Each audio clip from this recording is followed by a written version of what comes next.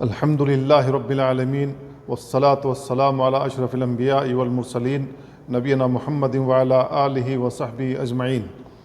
اما بعد فاعوذ باللہ من الشیطان الرجیم وان المساجد للہ فلا تدعوا مع اللہ احدا۔ برادران اسلام اور عزیز بھائیوں، آج کے درس میں مساجد تعمیر کرنے اور اس کی صاف صفائی کرنے کے سلسلے میں رسول اللہ صلی اللہ علیہ وسلم کی احادیث کی روشنی میں اس کا ثواب اور اس کی فضیلت بیان کرنے کی کوشش کروں گا۔ قرآن مجید کی جو آیت پڑھی گئی، اس آیت میں اللہ رب العالمین نے بیان فرمایا، مساجد اللہ کے لیے ہیں، اللہ کے ساتھ کسی اور کو نہ پکارو، کسی اور سے دعا نہ کرو۔ تو جتنی بھی مساجد ہیں وہ اللہ رب العالمین کی عبادت کے لیے بنائی جاتی ہیں۔ اللہ کے نبی صلی اللہ علیہ وسلم جب ہجرت کر کے مدینہ آئے تو سب سے پہلے مسجد قباء کی بنیاد ڈالی۔ اس کے بعد جب آپ قباء سے مدینہ کی جانب نکلے تو راستے میں جمعہ کی نماز پڑھی۔ آج وہاں مسجد الجمعہ قائم ہے، اور اللہ کے نبی صلی اللہ علیہ وسلم جب مدینہ پہنچے تو مسجد نبوی کی تعمیر کے لیے زمین خریدی، جہاں پر مشرکین کی کچھ قبریں تھیں۔ اللہ کے نبی صلی اللہ علیہ وسلم نے ان تمام قبروں کو اکھڑوایا اور ان کی ہڈیاں دوسری جگہ منتقل کروا دیں اور اس میں مٹی وغیرہ ڈلوا دی۔ پھر اللہ کے نبی صلی اللہ علیہ وسلم نے وہاں پر اپنی مسجد کی بنیاد ڈالی۔ تو تمام انبیاء کرام اللہ رب العالمین کی عبادت کرتے تھے، اور جو لوگ ان کے اوپر ایمان لانے والے تھے وہ بھی اللہ رب العالمین کی عبادت کرتے تھے۔ تو اجتماعی عبادت کے لیے مساجد کی تعمیر ضروری ہے، اور یہ اجتماعیت مقصود بھی ہے۔ اللہ کے نبی صلی اللہ علیہ وسلم نے جماعت سے نماز اسی وجہ سے پڑھنے کا حکم دیا، اور جمعہ اسی وجہ سے قائم ہوا کہ اجتماعیت قائم رہے۔ تو مسجد بنانا بڑے ثواب کا کام ہے۔ اللہ کے نبی صلی اللہ علیہ وسلم نے اس کی فضیلت بیان فرمائی ہے۔ عثمان بن عفان رضی اللہ تعالیٰ عنہ بیان کرتے ہیں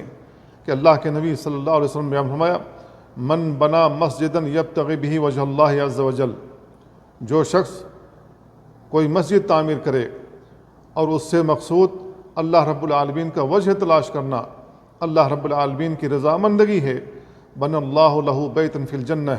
تو اللہ رب العالمین اس کے لیے جنت میں ایک گھر بنائے گا۔ یہ بخاری اور مسلم کی روایت ہے۔ تو اس حدیث میں اللہ کے نبی صلی اللہ علیہ وسلم نے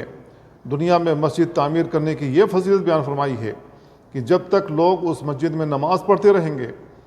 تو اس کا ثواب پہنچتا رہے گا، اور اس کے بدلے میں اللہ رب العالمین اس کے لیے جنت میں ایک گھر تعمیر کرے گا، جنت میں ایک محل عطا فرمائے گا۔ اور ایک روایت عمر بن خطاب رضی اللہ تعالیٰ عنہ سے مروی ہے، وہ کہتے ہیں کہ اللہ کے نبی صلی اللہ علیہ وسلم نے ارشاد فرمایا، من بنا للہ مسجدا یذکر فیہ، جس نے اللہ رب العالمین کے لیے مسجد بنایا جس میں اللہ رب العالمین کا ذکر کیا جاتا ہو، بن اللہ لہ بیتا فی الجنہ، اللہ رب العالمین اس کے لیے جنت میں ایک گھر تعمیر کرے گا۔ یہ ابن ماجہ کی روایت ہے اور اس کی سند صحیح ہے۔ تو میرے بھائیو، اللہ رب العالمین کے لیے مسجد تعمیر کرنا، یعنی جو شخص مسجد تعمیر کرے وہ اخلاص کے ساتھ تعمیر کرے، ریاکاری مقصود نہ ہو، دکھاوا مقصود نہ ہو، نام و نمود و شہرت طلبی نہ ہو۔ اللہ رب العالمین کے لیے جو شخص مسجد تعمیر کرتا ہے اللہ رب العالمین کا وجہ تلاش کرنے کے لیے، تو اللہ رب العالمین جنت میں اس کے لیے ایک محل تعمیر کرے گا، اور جب تک وہ مسجد قائم رہے گی لوگ اس میں نماز پڑھتے رہیں گے، اللہ کا ذکر کرتے رہیں گے، نوافل ادا کرتے رہیں گے، قرآن کی تلاوت کرتے رہیں گے، اس کو ثواب پہنچتا رہے گا، یہ صدقہ جاریہ ہوگا۔ تو میرے بھائیو، یہ بہت بڑی فضیلت ہے جو رسول اللہ صلی اللہ علیہ وسلم نے اس حدیث کے اندر بیان فرمائی ہے۔ ام المؤمنین عائشہ رضی اللہ تعالیٰ عنہ سے مروی ہے، وہ کہتی ہیں کہ اللہ کے نبی صلی اللہ علیہ وسلم بیان فرمایا، من بنا مسجد لا یرید بہ ریاء ولا سمعہ، جو شخص مسجد تعمیر کرے اور اس سے ریاکاری مقصود نہ ہو، نام و نمود و شہرت طلبی مقصود نہ ہو، بن اللہ لہو بیتن فی الجنہ، اللہ رب العالمین جنت میں اس کے لیے گھر بنائے گا۔ اس کو امام طبرانی نے الاوسط کے اندر روایت کیا ہے، اور علامہ البانی نے شواہد کی بنیاد پر اس کو صحیح لغیر ہی قرار دیا ہے۔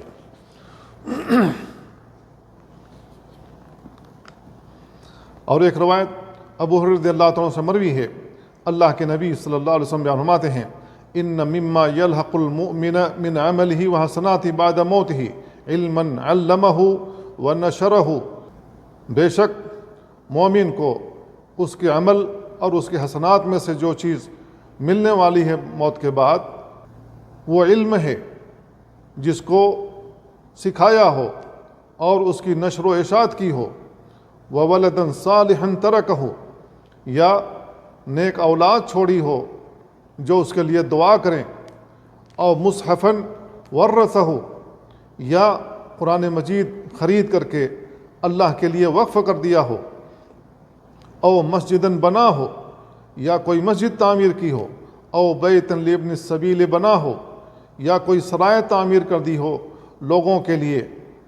تاکہ جو بھی مسافر وہاں جائے وہاں ٹھہرے اور اس سے وہ فائدہ اٹھائے، او نہراً اجرا ہو،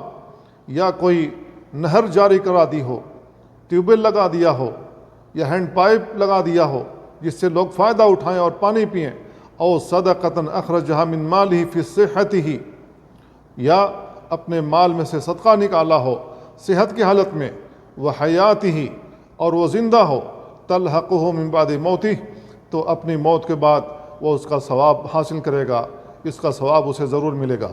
اس کو ابن ماجہ نے اور ابن خزیمہ نے روایت کیا ہے، اور علامہ البانی نے اس کو حسن قرار دیا ہے۔ تو اس حدیث کے اندر اللہ کے نبی صلی اللہ علیہ وسلم نے ایسے امور بیان فرمائے ہیں جس سے اس کو فائدہ پہنچنے والا ہے، جب تک یہ چیزیں قائم رہیں گی اور لوگ جب تک اس سے فائدہ اٹھاتے رہیں گے، یہ اس کے لیے صدقہ جاریہ ہوگا۔ تو ہمیں کوئی نہ کوئی دنیا میں ایسا کام کر جانا چاہیے کہ موت کے بعد ہمیں فائدہ پہنچتا رہے۔ ابو ذر رضی اللہ عنہ سے مروی ہے، اللہ کے نبی صلی اللہ علیہ وسلم بیان فرماتے ہیں، من بنا للہ مسجدا قدر مفحص قطات، جو شخص اللہ رب العالمین کے لیے مسجد تعمیر کرے ایک پرندے کے گھونسلے کے برابر جس میں پرندہ انڈا دیتا ہے، بنا لہو بیتن فی الجنہ، اللہ رب العالمین جنت میں اس کے لیے ایک محل تعمیر کرے گا، ایک گھر عطا فرمائے گا۔ اس کو امام بیہقی نے اور ابن ابی شیبہ نے روایت کیا ہے، اور اس کی سند صحیح ہے۔ اور ایک روایت انس بن مالک رضی اللہ عنہ سے مروی ہے کہ اللہ کے نبی صلی اللہ علیہ وسلم فرمایا، من بنا للہ مسجدا صغیرا کان او کبیرا، جو شخص اللہ رب العالمین کے لیے مسجد تعمیر کرے چاہے وہ بڑی ہو یا چھوٹی ہو، بن اللہ لہ بیتا فی الجنہ، اللہ رب العالمین جنت میں اس کے لیے گھر بنائے گا۔ اس کو امام ترمذی نے روایت کیا ہے۔ تو میرے بھائیو، یہ تمام احادیث اس بات کے لیے دلیل ہیں کہ جو لوگ اخلاص کے ساتھ ریاکاری سے دور رہتے ہوئے اللہ رب العالمین کا وجہ تلاش کرتے ہوئے اپنے حلال مال سے مسجد تعمیر کرے گا، اللہ رب العالمین جنت میں اس کے لیے گھر بنائے گا، اور اس کا یہ عمل اللہ رب العالمین شرف قبولیت سے نوازے گا۔ اسی طریقے سے جو لوگ مسجد کی صفائی کرتے ہیں تو اللہ کے نبی صلی اللہ علیہ وسلم نے ان کی بھی فضیلت بیان فرمائی ہے۔ ابو سعید خدری رضی اللہ تعالیٰ عنہ بیان کرتے ہیں کہ ایک کالی کلوٹی عورت مسجد نبوی کی صفائی کیا کرتی تھی، اس کا انتقال ہو گیا تو لوگوں نے راتوں رات اسے دفن کر دیا۔ جب صبح ہوئی تو رسول اللہ صلی اللہ علیہ وسلم کی اس بات کی خبر دی گئی تو اللہ کے نبی صلی اللہ علیہ وسلم بیان فرمایا، الا آذنتمونی، تم لوگوں نے مجھ سے اجازت کیوں نہیں طلب کی؟ فخرج باصحابہ، تو اللہ کے نبی صلی اللہ علیہ وسلم اپنے اصحاب کے ساتھ نکلے، فوقف رسول اللہ صلی اللہ علیہ وسلم علی قبرہا، تو اللہ کے نبی صلی اللہ علیہ وسلم اس کی قبر کے پاس جا کر کھڑے ہو گئے، فکبر علیہا، آپ نے تکبیر پکاری، والناس خلفہ، اور لوگ آپ کے پیچھے صف لگائے ہوئے تھے، ودعا لہا، اللہ کے نبی صلی اللہ علیہ وسلم نے اس کے لیے دعا کی، ثم انصرف، پھر آپ وہاں سے واپس ہوئے۔ اس کو ابن ماجہ نے اور ابن خزیمہ نے روایت کیا ہے۔ تو اس روایت سے معلوم ہوا کہ اللہ کے نبی صلی اللہ علیہ وسلم نے اس عورت کو اتنی اہمیت دی کہ آپ نے ان لوگوں سے بیان فرمایا کہ تم لوگوں نے میری اجازت کے بغیر اسے دفن کیوں کر دیا؟ مجھ سے اجازت کیوں نہیں لی، مجھے بتایا کیوں نہیں تاکہ میں اس کی نماز جنازہ پڑھاتا۔ اسی وجہ سے رسول اللہ صلی اللہ علیہ وسلم نے ان کی قبر کے اوپر کھڑے ہو کر کے نماز جنازہ پڑھی، اور آپ کے پیچھے صحابہ کرام نے بھی اس کی نماز جنازہ پڑھی۔ ابو ہریرہ رضی اللہ تعالیٰ سے مروی ہے ان امرأۃ سودا، ایک کالی عورت، کانت تقم المسجد، مسجد کی صفائی کر رہی تھی، ففقدها رسول اللہ صلی اللہ علیہ وسلم، رسول اللہ صلی اللہ علیہ وسلم نے اسے گم پایا تو آپ نے اس کے متعلق دریافت کیا، لوگوں نے کہا کہ اس کا انتقال ہو گیا ہے، تو اللہ کے نبی صلی اللہ علیہ وسلم نے فرمایا افلا کنتم آذنتمونی، تم لوگوں نے مجھ سے اجازت کیوں نہیں لی؟ قال وَكَأَنَّهُمْ صَغَّرُوا أَمْرَهَا، تو راوی بیان کرتے ہیں کہ لوگوں نے اس کے معاملے کو معمولی سمجھا، تو اللہ کے نبی صلی اللہ علیہ وسلم نے فرمایا دلونی علی قبرہا، مجھے اس کی قبر کے پاس لے چلو، فدلوہ، تو لوگوں نے بتائی کہ یہی وہ قبر ہے، فصلی علیہا، تو رسول اللہ صلی اللہ علیہ وسلم نے اس کی قبر کے پاس کھڑے ہو کر اس کی نماز جنازہ پڑھی، ثم قال، پھر آپ نے بیان فرمایا ان هذه القبور مملوءۃ ظلمۃ، یہ قبریں ظلمت سے بھری ہوئی تھی، علی اہلہا، جو اس میں دفن ہیں، وَإِنَّ اللَّهَ يُنَوِّرُهَا بِصَلَاةِ عَلَيْهَا، اللہ رب العالمین نے میری اس کی نماز جنازہ پڑھنے کی وجہ سے روشن کر دیا ہے، اس کی قبر میں روشنی آ گئی۔ کیوں؟ اس لیے کہ اللہ کے نبی صلی اللہ علیہ وسلم کی زبان مبارک سے نکلا اللہم اغفر لحینا ومیتنا وشاہدنا وغائبنا وصغیرنا وکبیرنا وذکرنا وانثانا، اللہم من احییت منا فاحیی علی الاسلام من توفیت منا فتوفہ علی الایمان، اللہم لا تحرمنا اجرہ ولا تفتنا بعدہ، اللہم اغفر لہ وارحم وعافہ واعف عنہ واکرم نزلہ ووسع مدخلہ واغسلہ بالماء والثلج والبرد ونقہ من الذنوب والخطایا کما ینقی الثوب الابیض من الدنس۔ اللہ کے نبی صلی اللہ علیہ وسلم کی زبان مبارک سے جب اتنے الفاظ بخشش کے نکلیں گے، اللہ رب العالمین کیسے اس کو معاف نہیں کرے گا؟ اللہ کے نبی صلی اللہ علیہ وسلم نے اس کی قبر کو ظلمت سے جو بھری ہوئی تھی، آپ کی دعاؤں کی وجہ سے وہ روشن ہو گئی، اللہ رب العالمین نے اس کی قبر کے اس گھڈے کو جنت کا دریچہ بنا دیا، جنت کا باغ بنا دیا۔ تو میرے بھائیو، یہ ایک مسلمان کا حق ہے کہ اس کی نماز جنازہ پڑھی جائے جب اس کا انتقال ہو جائے۔ تو اللہ کے نبی صلی اللہ علیہ وسلم نے اس عورت کی اہمیت بتلانے کے لیے اس کی قبر کے پاس گئے اور اس کی نماز جنازہ پڑھی۔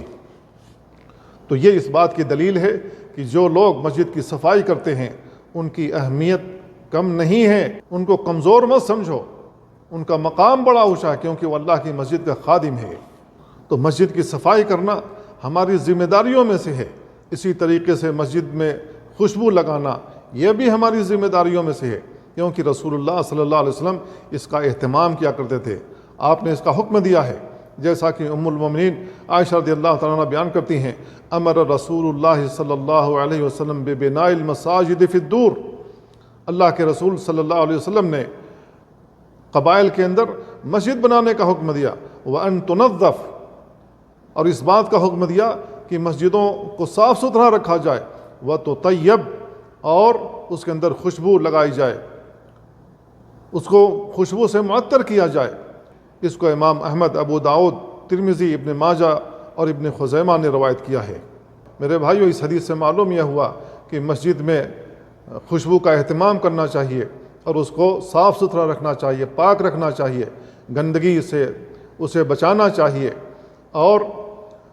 اس کو آرام دہ بنانا چاہیے، تاکہ جو بھی مصلی، جو بھی نمازی آئے وہ آرام کے ساتھ، سکون کے ساتھ اللہ کی عبادت کرے اور قرآن مجید کی تلاوت کرے اور ذکر و اذکار میں مشغول رہے۔